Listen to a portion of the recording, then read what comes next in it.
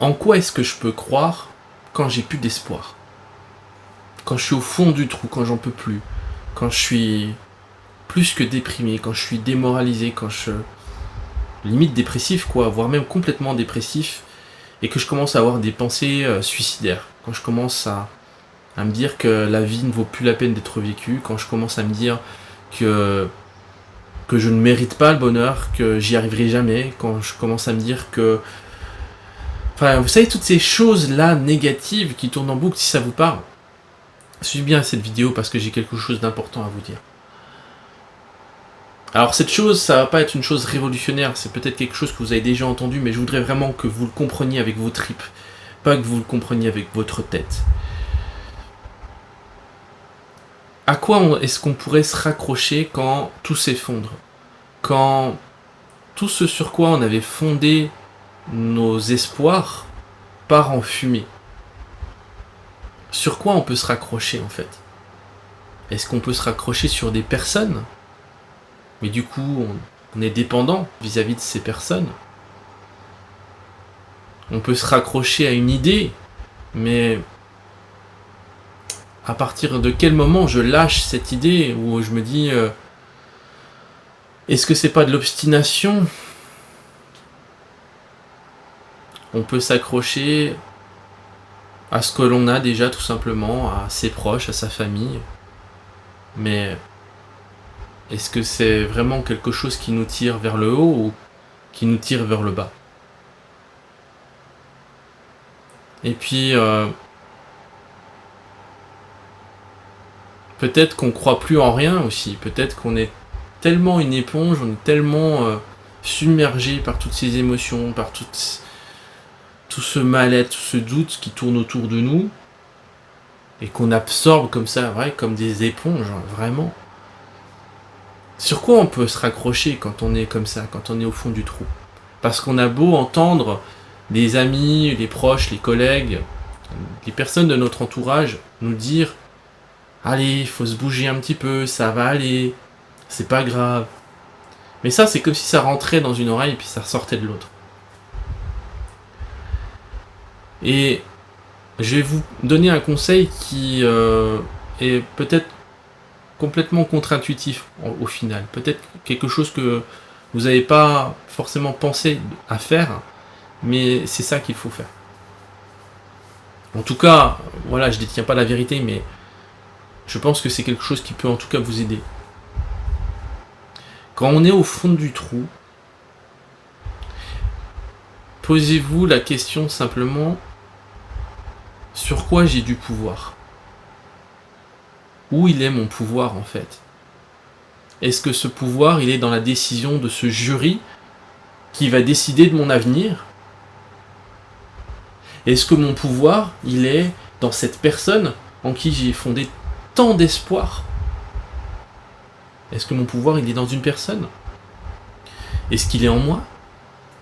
Est-ce qu'il est dans une chose? Est-ce qu'il est dans une idée? Il est où mon pouvoir? Et d'ailleurs, est-ce que j'ai du pouvoir? Ben oui. Justement, vous avez ce pouvoir de décider où vous placez votre pouvoir. Parce que si vous le placez dans une personne, forcément vous serez déçu. Je vous le dis. Vous serez déçu à un moment ou à un autre. Alors on peut placer de la confiance, on peut placer des attentes chez une personne. Mais si on place toutes nos attentes, toute notre énergie dans cette personne, forcément à un moment donné ça va clasher, à un moment donné ça va craquer. Et d'ailleurs, dans beaucoup de couples, c'est ça le problème. On fixe tellement d'attentes sur l'autre que la pression devient tellement inimaginable à un moment donné que c'est obligé de craquer. Alors on peut placer son pouvoir dans une religion, dans une croyance. Regardez ce que ça fait. Sans jugement aucun, mais si je place encore une fois tout mon pouvoir dans un dieu, dans une idée, une idéologie, quelle qu'elle soit, regardez ce que ça fait dans le monde. Est-ce que vous pensez vraiment que ça fait du bien? Non, ça fait des guerres, ça fait des confrontations, ça fait des conflits. Alors du coup, où est-ce que je peux placer mon pouvoir?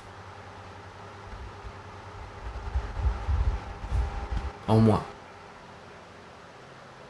Je peux placer mon pouvoir sur moi. Et ça a l'air d'être un truc tout con, tout bête, mais c'est ça qui fait toute la différence. Mettez l'essentiel de votre pouvoir sur vous-même. Parce que ça, personne ne pourra vous le retirer. Il peut arriver tout ce que vous voulez quand vous croyez en vous, quand vous avez placé le pouvoir sur vous. Vous êtes aux commandes du navire.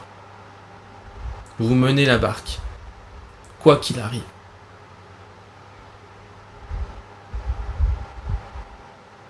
Mais on a tellement été formaté, on a tellement été dévalorisé, on a tellement souffert, on a tellement été blessé.